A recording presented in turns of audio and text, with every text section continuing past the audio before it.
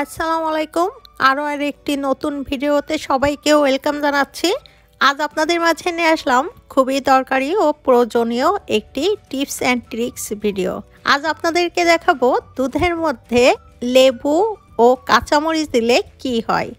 আজ আমি যে টিপসটি আপনাদের দেখাবো খুবই ইজি প্রসেসে, আর এই টিপসটি ফলো করে যদি আপনি দুধের মধ্যে কাঁচামরিচ ও লেবু এইভাবে তৈরি করেন তাহলে আপনার কাজ অনেক সহজ হবে এবং হাতের কাছে থাকা মাত্র এই দুটি উপাদান দিয়ে খুব সহজে এই দামি জিনিসটি তৈরি করতে পারবেন। দেখুন, এখানে আমাদের লাগবে অর্ধেকটা লেবু। এখানে আমি অর্ধেকটা লেবু কেটে নিয়েছি, আর লাগবে দুইটা ফ্রেশ কাঁচামরিচ। এখানে দেখুন আমি দুইটা কাঁচামরিচ আর লেবু নিয়ে নিলাম, আর এইখানে 1 কাপ পরিমাণ কাঁচা দুধ নিয়েছি, হালকা গরম করে নিয়েছি। এটি কোনো বলক উঠানো যাবে না, জাস্ট হালকা গরম, যতটা গরম আপনার হাতে দিলেই সহ্য করতে পারবেন ততটুকু গরম করে নিয়েছি। এখন আমাদের লাগবে দুইটা বাটি। এখানে আপনি যে কোনো বাটি ইউজ করতে পারেন, কাঁচের বাটি, কাঁসার বাটি অথবা যে কোনো বাটি আপনি ব্যবহার করতে পারেন। এখন দেখুন এই দুইটা বাটিতে আমি সমানভাবে দুধ ঢেলে নিচ্ছি। এখানে কিন্তু দুধ জাল দিবেন না, এমন হালকা অবস্থায় এই কাজটি করতে হবে। এখন সমানভাবে দেখুন দুধ আমি দুইটা বাটিতে নিয়ে নিলাম। এখন এটি দিয়ে কি করব আপনাদেরকে বলবো। সাধারণত লেবু দুধের মধ্যে দিলে আমরা কম বেশি সবাই জানি কেটে যায়। আজ আপনাদেরকে দেখাবো, দেখলে অবাক হবেন। আর কাঁচামরিচ সাধারণত আমরা রান্না করে খেয়ে থাকি, কাঁচামরিচ দুধের সাথে যায় না, এটি আমরা সবাই জানি। আজ এই ভিডিওটি দেখার পরে আপনারা নিজেরাই অবাক হবেন, এত দামি কাজ করা যায় কাঁচামরিচ আর দুধ দিয়ে।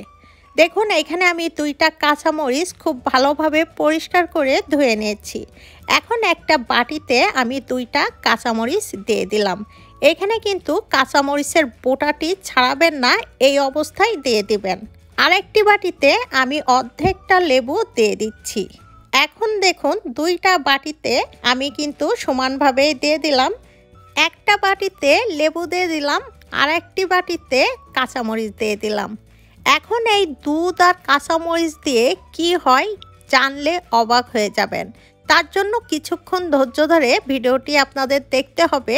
এখন আমাদের যেটি করতে হবে, এই দুটি বাটি খুব ভালোভাবে ঢেকে দিব, আর এটি ঢেকে দিতে হবে অবশ্যই মোটা কোনো কাপড় দিয়ে।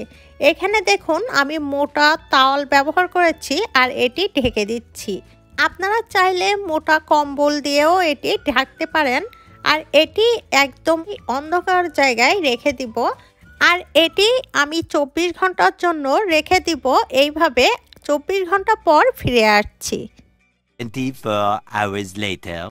24 ঘন্টা পর ফিরে আসলাম, মানে একদিন পর ফিরে আসলাম।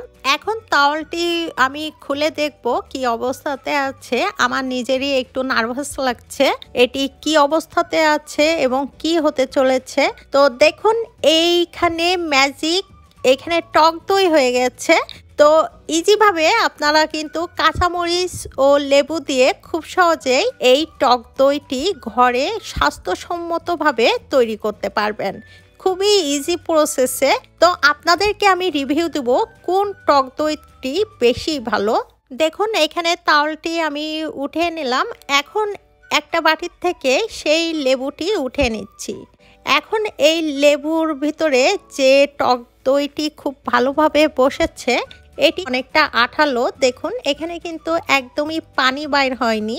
আর এই বীজ দই দিয়ে খুব সহজেই আপনি মিষ্টি দই অথবা রান্নায় ব্যবহার করতে পারবেন। একদমই স্বাস্থ্যসম্মতভাবে ঘরে বসেই খুব সহজেই এই টক দই অথবা বীজ দই আপনারা ঘরে বসেই যখন তখন বানাতে পারবেন, সামান্য অর্ধেকটা লেবু দিয়ে। এখন আমি আপনাদেরকে রিভিউ দিব কাঁচামরিচ দিয়ে যে দইটি বসেছে এটি কেমন হয়েছে।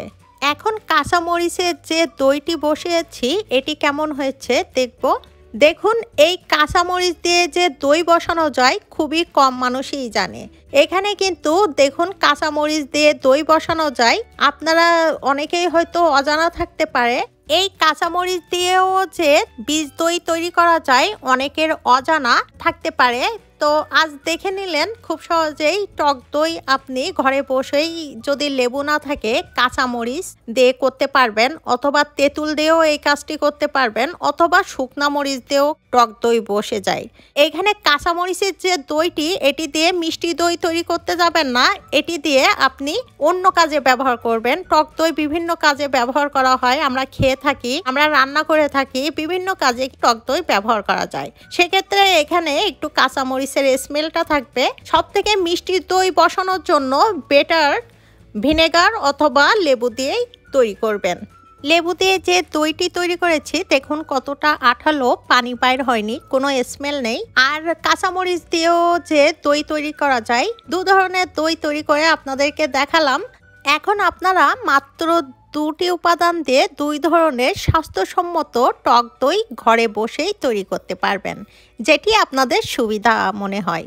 আশা করছি আজকের ভিডিওটি আপনাদের ভালো লেগেছে এবং কিছুটা হলেও উপকারে আসবে।